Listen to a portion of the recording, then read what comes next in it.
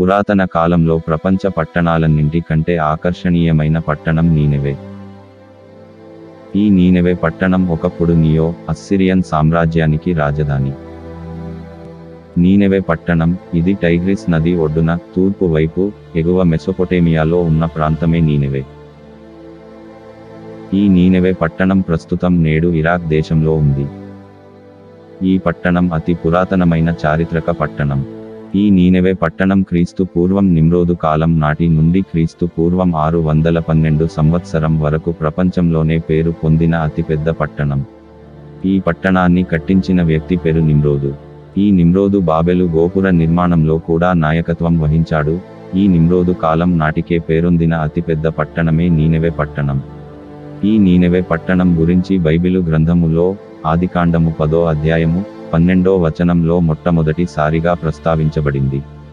తర్వాత కాలంలో నీనెవే పట్టణం గురించి బైబిలు గ్రంథములో అనేక చోట్ల ప్రస్తావించబడింది. కానీ నీనెవే పట్టణ జనులకు దుర్గతి సంభవించినప్పుడు నీనెవే పట్టణ రక్షణ గురించి యోన గ్రంథములో ప్రత్యేకముగా వ్రాయబడింది.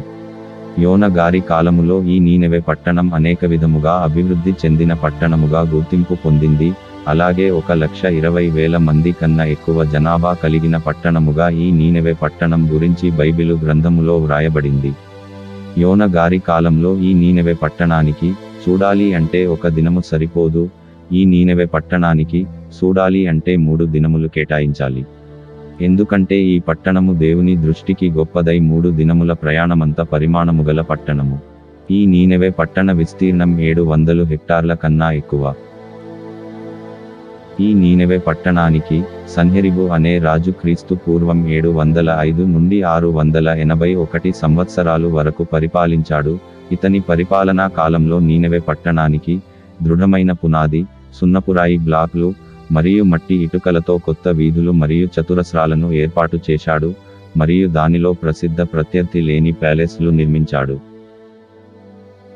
ఈ ఆకట్టుకునే నిర్మాణం యొక్క ప్రణాళిక చాలా వరకు సన్హెరిబు అనే రాజు పునరుద్ధరించాడు. తర్వాత ఈ నీనెవే పట్టణానికి అషుర్బానిపాల్ అనే రాజు క్రీస్తు పూర్వం 669 నుండి 631 సంవత్సరాలు వరకు పరిపాలించాడు. ఇతని పరిపాలనా కాలంలో నీనెవే పట్టణానికి రాజభవనాలు మరియు దేవాలయాలు మరియు నీనెవే పట్టణ గోడలు మరింత మెరుగుపరచబడ్డాయి. నీనెవే పట్టణ గోడలు 12 కిలోమీటర్ల పొడవు మరియు ఈ నీనెవే పట్టణానికి అనేక గేట్వేలను కలిగి ఉండేవి. వాటిలో ప్రధానమైనవి 5 గేట్లు ఉండేవి. మొదటి గేటు పేరు మష్కీ గేట్ లేదా gate of the water carriers. ఇది టైగ్రిస్ నది నుండి నగరానికి నీటిని తీసుకురావడానికి లేదా పశువులను నదికి తీసుకెళ్లడానికి నీటి వాహకాలు ఉపయోగించే గేట్ అని దీనిని పిలిచేవారు. ఇది 1.5 కిలోమీటర్లు పశ్చిమాన ఇది వాల్టెడ్ పాసేజ్ వే పైభాగంలోని ఎత్తు వరకు బలవర్తకమైన మడ్ బ్రిక్ లో పునర్నిర్మించబడింది. రెండవ గేట్ పేరు నెర్గల్ గేట్. ఈ నెర్గల్ అనే పేరు మెసొపొటేమియా యుద్ధ దేవుని పేరు. ఇది రెక్కలుగల ఎద్దు, పురుషుల రాతి శిల్పాలతో చుట్టుముట్టబడిన ఏకైక ద్వారం. ఈ ద్వారం కొన్ని ఉత్సవ ప్రయోజనాల కోసం ఉపయోగించబడేది. మూడవ గేట్ పేరు అదాద్ గేట్. ఈ అదాద్ అనే పేరు మెసొపొటేమియా మరియు కనానైట్ వాతావరణ దేవుడు పేరు. దండయాత్ర చేసే సైన్యాలు వచ్చినప్పుడు ఈ గేటును అడ్డుకునే ప్రయత్నం జరిగిందని త్వరగా వేసిన మట్టి ఇటుకలు సూచిస్తున్నాయి అని పురావస్తు శాస్త్రజ్ఞులు కనుగొన్నారు. నాల్గవ గేట్ పేరు షమాష్ గేట్. ఇది మెసొపొటేమియా సూర్యుని దేవుడు పేరు. ఇది నినెవే పట్టణానికి అతి ముఖ్యమైన ద్వారం. దీని నిర్మాణం ప్రధాన గోడ రేఖ నుండి దాదాపు 20 మీటర్ల దూరంలో ఉంది. అటువంటి ముఖ్యమైన ప్రొజెక్షన్ ఉన్న ఏకైక గేటు షమాష్ గేటు.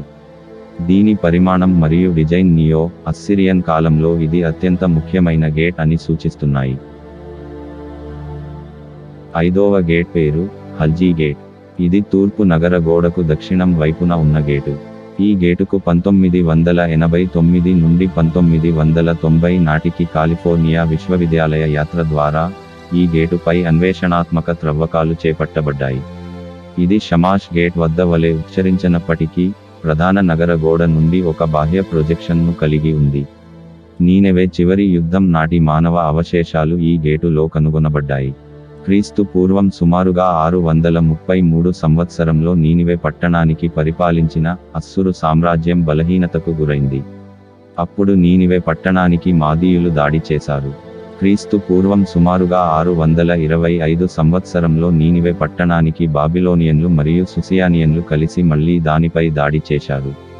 క్రీస్తు పూర్వం సుమారుగా 612 సంవత్సరంలో నీనివే పట్టణం నేలకూలింది. నీనివే నగర ప్రజలు పశ్చిమాన ఉన్న చివరి అస్సిరియన్ కోటలకు తప్పించుకొని నీనివే నగరం నుంచి బహిష్కరించబడ్డారు. అప్పట్నుంచి నేటి వరకు నీనివే నగరం పాడు దిబ్బలుగా మారి పర్యాటక ప్రదేశంగా పిలువబడుతుంది. ఇది నీనివే పట్టణ చరిత్ర.